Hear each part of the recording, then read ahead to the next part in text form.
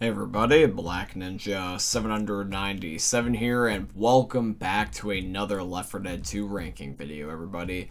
In today's ranking video, we're going to be ranking all the crossovers of Left 4 Dead. And to specify just a little bit more, I am not referring to games being in Left 4 Dead, I am referring to Left 4 Dead being in other games. So this is going to mean that we're going to be taking a look at other games that have taken storyline elements, characters, weapons, etc. from Left 4 Dead and put it into their games and see how faithful and accurate or just fun the interpretations are. If you guys end up enjoying today's video, please drop a like, comment, and subscribe to show your guys' support. But with all that being said, guys, let's rank all the crossovers of Left 4 Dead 2 from worst to best. Alrighty guys, so coming in at the very first spot, this is going to be the Left 4 Dead crossover with Team Fortress 2. Now this crossover comes in the form of pre-ordering Left 4 Dead 2. If you were to pre-order Left 4 Dead 2 back in the day on Steam, in Team Fortress, you would be able to get some cosmetics that would alter your characters. This is them on screen, but the thing is, though, is the reason why I put this at dead last is because I don't really think that this crossover skin really truly represents Left 4 Dead. You guys are going to see by comparing this to the other games that are later on within this list that this is kind of soft and kind of weak in comparison to the other stuff we got.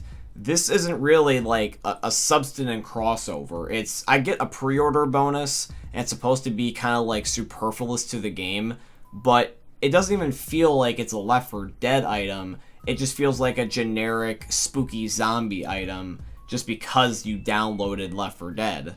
I think it would have been better if we got, like, let's say, Nick's suit, or Ellis's hat, or Zoe's jacket. Something that would be more Left 4 Dead-like, rather than just generic zombie-like. Alrighty guys, coming into the next spot here, this is going to be the Left 4 Dead crossover with Minecraft.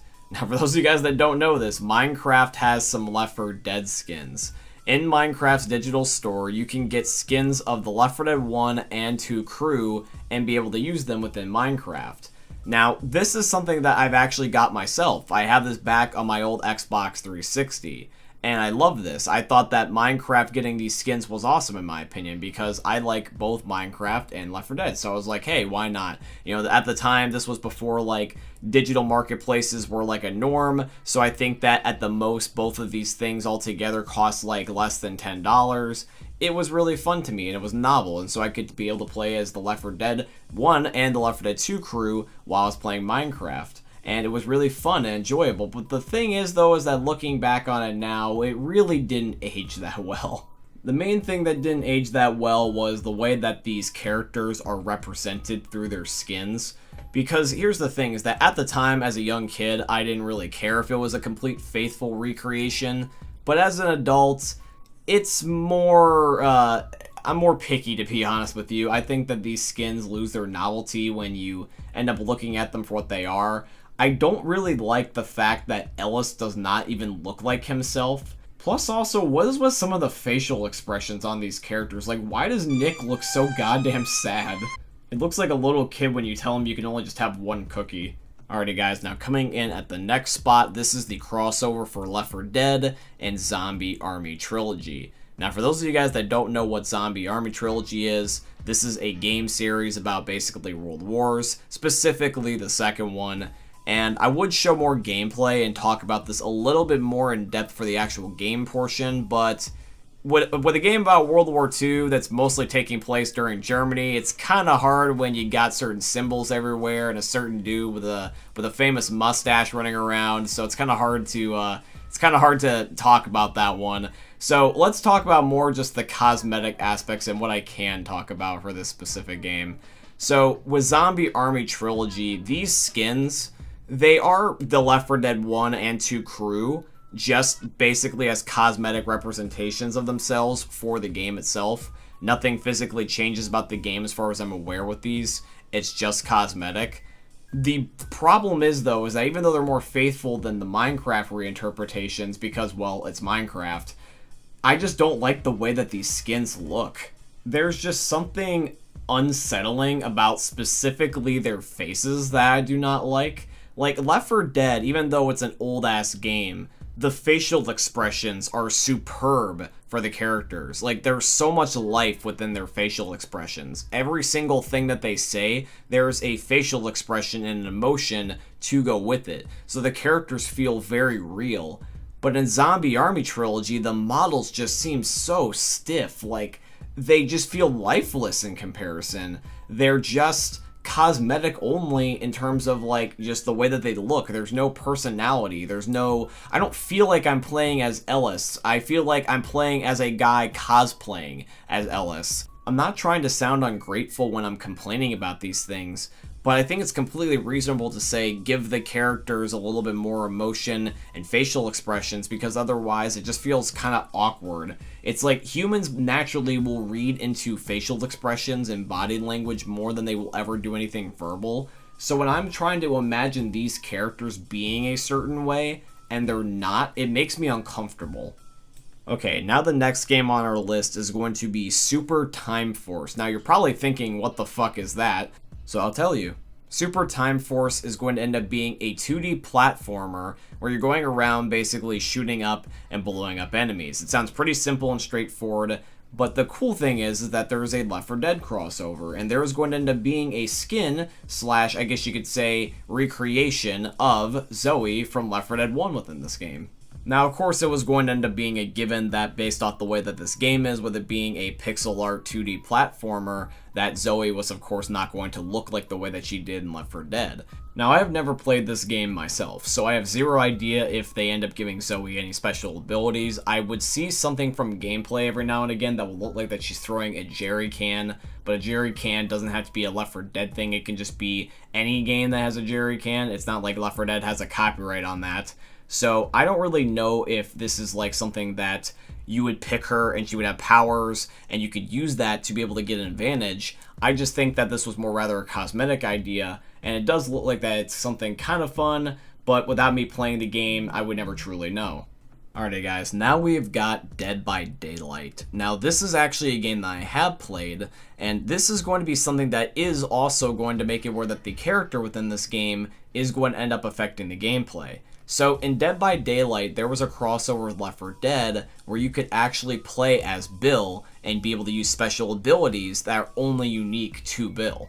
Here's the thing, is that this is a double-edged sword, because when you're playing a game that's got a meta to it, and you have to pick certain characters so you can do well and get wins, you need to make sure that the character fits the situation. Now, Bill is a very useful character from when I last played this game. He was really good in my opinion.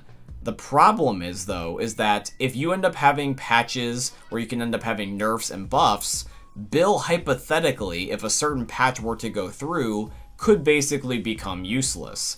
And the thing is, though, is that since this game is going to be where you have to pick certain characters in order to end up winning and doing well, if you just want to play as Bill for cosmetic purposes, if he's not in a good meta right now, you're essentially throwing and losing for your team. Since the only element of this Left 4 Dead crossover with Dead by Daylight is the playable version of Bill as a character, if Bill ends up sucking within the current meta, you basically cannot play the crossover, because unless you're playing for cosmetic purposes and you just like playing as Bill, or you're playing online and you're just really, really good with Bill, then Bill basically becomes useless to you, because either A, you're putting yourself at a handicap, B, you get bullied by people that don't want you to play as Bill, or also C, you just end up having a very, very bad time and get your ass kicked because Bill just sucks. So at the end of the day, you have to play this one by ear. This could be either one of the best crossovers or one of the worst by just simply one thing, and that's going to end up being whether or not that the current patch allows for you to play as Bill successfully. So I would say take this one with a grain of salt, but it definitely is something that is worth noting. Okay, now we have got the crossover with Left 4 Dead and Resident Evil. This is going to be specifically Resident Evil 6, and this crossover, in my opinion, the reason why I put it so high is because the character recreation seemed the most faithful in this game. I think that Resident Evil definitely makes the characters look like themselves the way they were in Left 4 Dead, but just looking better and more in HD quality. And I like that. I like the attention to detail that they put into bringing these characters into this game. It feels like a Left 4 Dead character in the Resident Evil series and not like a Resident Evil version of the Left 4 Dead character. It just feels like both games blended together. Not only do we end up getting Ellis, Nick, Coach, and Rochelle as playable characters, but we also get the Witch and the Tank as enemies within the game to face.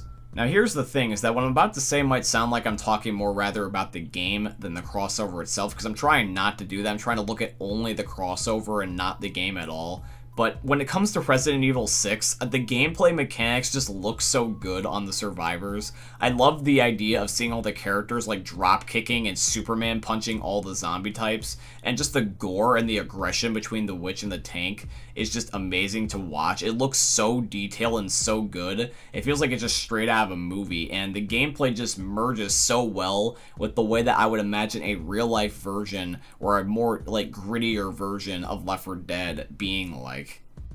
Okay guys, coming in at the next spot, this is the crossover with Dying Light 1. Now in Dying Light 1, there was a crossover with Left 4 Dead where you could not only, once again, play as Bill, but you would also get some other elements as well, such as a Noam Chomsky melee weapon, which was really cool. And this was a really good melee weapon. You could upgrade this all the way up until I believe at least purple, which in Dying Light's case is like the second highest tier within the game, until you end up getting like some of the like legendary mythic types, which is like the really rare stuff. But the point is though, is that you could get Noam Chomsky as a melee weapon and have him be a really good melee weapon for a while. Now in Left 4 Dead, Noam Chomsky is just a throwable. He's not good at all. He's just something that's meant to be a challenge.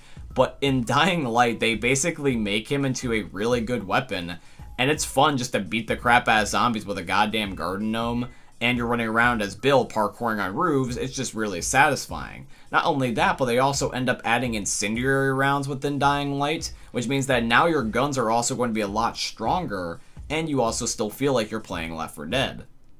Now, even though Bill in this game doesn't look exactly like the way I would figure him to look, he still does look really nice, and this looks like a much more aged and detailed Bill, like as if he was like from Left 4 Dead 3 or something, which I like that because it's just different enough that it makes it okay with me. All in all, this was probably one of the best DLC crossovers we could have gotten, because it's different enough but also subtle enough that it doesn't take away from either franchise. And finally, the number one crossover, in my personal opinion, is the crossover with the game Payday. Because in Payday, when you end up playing that DLC crossover, you can actually play an entire campaign mission in No Mercy. There is an entire mission dedicated to playing in a pre-apocalyptic No Mercy, and you can go around collecting blood samples of infected people, basically insinuating that this is going to end up being No Mercy prior to the apocalypse.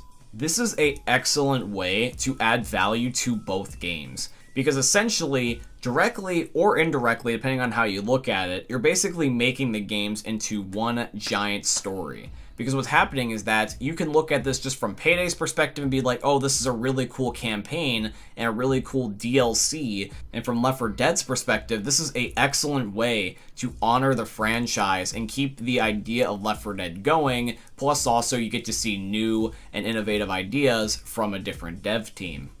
Here's an example of the attention to detail that the devs put in. There's parts of the map where you can end up finding the witch just sitting in rooms crying, and you can take a look into them, and all of a sudden, if you look long enough, they'll just jump scare you. This wasn't necessary by the team. They just wanted to do this for the sole purpose of fun. They wanted to end up adding this jump scare in hopes that somebody would find it and shit their pants. They wanted somebody to be like, yeah, that's a cool ass Easter egg. That's just something that's just fun. The whole entire idea about what video games should be in the first place. Fun, finding secrets, not expecting things, and then being thoroughly surprised and happy when you do finally find them. They didn't need to do this. They wanted to do this, and that's what's awesome about this crossover. It's something that ends up honoring both fan bases, and would love to see something like this again, and even if it's a Payday game, or just any game in general, because this is something that makes me happy, knowing that there's devs that just care about that massive attention to detail, or even the littlest attentions to detail, and just end up making something enjoyable for years to come. But yeah guys, that's going to be it here for my ranking of all the Left 4 Dead crossovers from worst to best. If you guys end up enjoyed today's video, please drop a like, comment, and subscribe to show you guys support. If you guys would like to financially support the channel, I would tremendously appreciate if you guys could go check out my Patreon, as linked down below in my YouTube video descriptions. Please also use my supporter creator code BlackNinja797 in all caps in the Fortnite and Epic Games item shops, because Epic's my very first sponsor and they're sponsoring today's video, so shout out to Epic Games. And lastly, guys, just also want to let you know that I recently started a business. It's called Breakthrough Business. With Breakthrough, I'm going to be making multiple different psychology-themed courses on how you guys can end up improving things such as your character, your mental health, and also your relationships. All this additional content is going to be available at mastermind.com, and already within mastermind.com, I have my very first course out for you guys, which is called The Courageous Man Blueprint: How to Achieve Unbreakable Confidence for Young Men. So please definitely check that out in the link down below in the description. But yeah, guys, I hope you end up enjoying seeing another YouTube video from the most unique YouTubers you're ever going to see. Thanks for watching, guys. I love all of you, and peace out. Hey, meme lords, Jesus here. And you better have enjoyed that video there by the eternal god Daddy Ninja. You should probably subscribe too, or the mighty Moab will come for your balls. If you enjoyed the video, you might like it too. And give me the memes. Flash, bang, boom!